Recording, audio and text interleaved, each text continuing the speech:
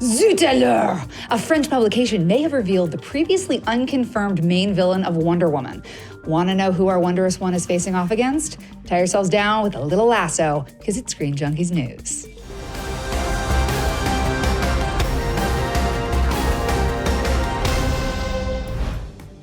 To repeat right off the top, this is a translated second French source called L'Étoile Héroïque, and there is no screenshot of the primary source, Studio Cine Live, who went on a set visit to the Italian set of Wonder Woman last year. But they have released a description of the movie's plot, and if it is true, this is your spoiler warning. They say in the publication, quote, "Behind these scientific formulas, there is a deadly gas that could well annihilate humanity. Now it turns out that this is precisely the goal of Ares, the god of war. He is jealous of humanity, which is the creation of his father, the deceased Zeus. He was killed by Ares when he rebelled against him with the help of the Amazon," end quote. There has been speculation and rumor since Wonder Woman's production began that she would be fighting either Ares or Circe, two of her biggest antagonists from the comic. And while you might assume that this news has been previously confirmed either in a press release or in trailers, this is the first source claiming it. With me to let slip the dogs of war is, of course, the lovely Dan Murrell. Who, me? Yeah! Oh, thank you. Markia McCarty and Charlie Feldman over on social media. All right, guys, what do we think of this news? Well, as you said, it's a translated French second source. We don't have the original source, but this and the Spider-Man news yesterday. It's a big week for Google Google translated foreign news stories about superhero movies. If this is true, that's not shocking. I think that people kind of expected that Ares might be the big bad of this movie. It certainly lends a bigger scope to the movie than we've seen in the trailers, but we did see a shot, I remember in one of those trailers, of a gas in a kind of a bubble that was fracturing the glass. Yeah. So, the World War I setting, of course, gas was a big weapon in that war, in reality, not in the comic books, in the actual World War I. This seems to line up with what we've been expecting. It's interesting, again, if both of these stories are true, that the studios are kind of letting these stories slip through these unsourced European sources. What do you think, Markia? I think it's true because it fits. I mean, when you look back over the trailer and some of the released photos that we've seen of Wonder Woman, I see her grabbing God Killer to have to go after Ares. I mean, he can only be destroyed or harmed by magic-based weapons, so then that fits completely. The backdrop fits with, like, what Dan was saying with World War I. I mean, Ares is powered by conflict, and of course, if they're going to have it set during World War I, it seems like they're going to go like both hands in, grabbing it. Mm-hmm. And I would love to see a battle scene where it's Wonder Woman and Ares on the battle scene. He's down on one knee, and then an explosion happens over here, and he's like, and now we're back to square one.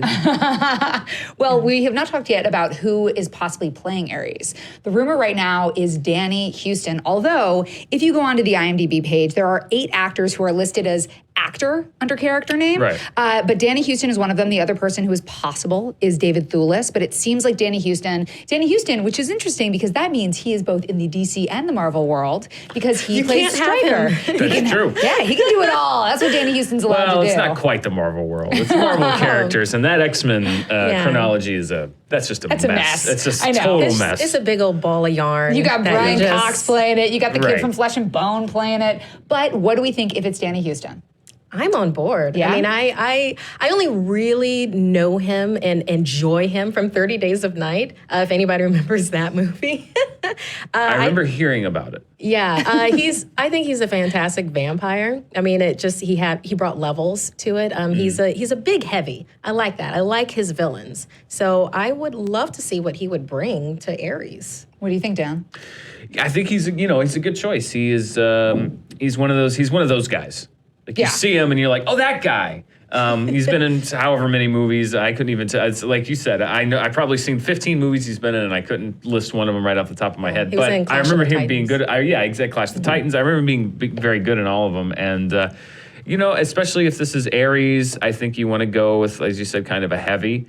And it's a good flyer because I feel like if it had been, a huge name actor, everyone would have said like, well, of course he's going to be the villain. Sure. Like this is a Yeah. guy you can cast. He can play his role in the movie, and then you maybe do a reveal later on. It's not like, oh, they cast Jesse Eisenberg. Of course he's going to be the bad guy because he's not one of the superheroes. You know? Sure. Well, I think it's also interesting because Chris Pine still is like the name brand part of this franchise at this point. Gal Gadot is sort of growing, but Danny Houston, I mean, he's played a general like 1,500 times. He's got those evil eyebrows. He is perfect to play a villain, but I think that the David Thewlis thing, what would make sense for me with those two is maybe that's his henchman. Maybe he's sort of coming in and, you know, doing his bidding. But at what point do we go beyond speculation? At one point do we say, okay, this is probably true? The thing that's interesting about this is all based on a set visit. Set visits have embargoes. So you're not allowed to talk about what you saw on a set visit until a certain amount of time, which makes sense in terms of the Spider-Man thing and also in terms of this right now. Yeah. But when do we believe the rumors? What do you think, Markia? Well, I think the timing is just about right for true things to start filtering through open sources. I mean, this comes out, what, June? June of this year? It's June 2nd, I believe, 2017, because that's the year. So yeah, if it's January, then yeah, it's about time to start giving us tidbits, you know, letting things leak. I think that this is absolutely true. What about you, Don? Well, I mean, Warner Brothers just kind of set the precedent of it's true when you see it in the trailer. I think that, you know, like you said, this is the time when these things start to kind of leak out. Now, because of the source, you know, I'm not going to take this as the absolute truth, but you know, like I said, Aries has been rumored. Yes, exactly. Aries has been rumored. You know, those cheeky French. You never know; they might have let something slip ahead of time. But yeah, no, I think that for me, I believe the rumors when I'm actually either it's confirmed through some kind of official marketing or I'm in the theater watching it. There are plenty of rumors about, for example, Star Wars Episode 7, Force Awakens, that were out there before that were completely false. They weren't even close to true. So, yeah, I mean, for me, it's rumors are rumors until we get some kind of a hard justification, we get some actual proof, until the studio says, you know, this could all be a misdirect. Who knows? So what you're saying is Charlie Feldman still has some hope that Cersei will show up. Sure. I would love if Cersei showed up. Charlize Theron's not doing anything. She's not in every single movie coming up. But we asked Twitter who they would want to see or who they think it might be. Didn't get a whole lot of responses, so just look out for our tweets these last few videos, guys, and we will respond to you and talk about your tweets. Let us know what you're thinking, and I will say it on air for next time. Sure. Well, I think that it's interesting because Danny Houston is such a great actor, and Patty Jenkins, I still have so much belief in.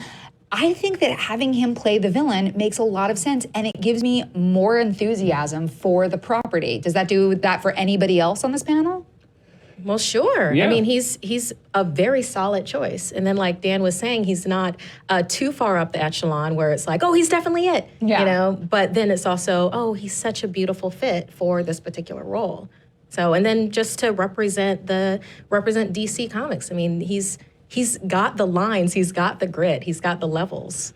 And I'm it could on be board. somebody we haven't even thought of. They could have something in their back pocket that they're going to pull out. Who knows? Yeah, maybe it's Baroness von Gunther. Yeah, or they could Grindelwald us and just put a big name in there right at the end that we don't even know about and that we won't know about until the movie comes out. Who knows? Charlie? I meant to mention that it is June 2nd. That is the release date. Also, I'm hoping personally it's not going to be like Marvel did with Red Skull, where you only saw Red Skull once and then buy Red Skull. I'm hoping Ares has more of a series representation throughout whatever happens with Justice League or on Wonder Woman solo films. Interesting. Yeah, I hope that they really delve into their relationship between him and Diana, Yes. because it's kind of like, I don't know, estranged siblings. They're both from families that they're just they're sore thumbs. They're sticking out a little bit. They don't really fit. So I kind of like that dynamic that they explore in the comics. Interesting. Well, we want to know what you guys think. Please tweet us at SJ News. You can always comment below. And of course, you can always click here for more Screen Junkies news. We'll be back with more soon.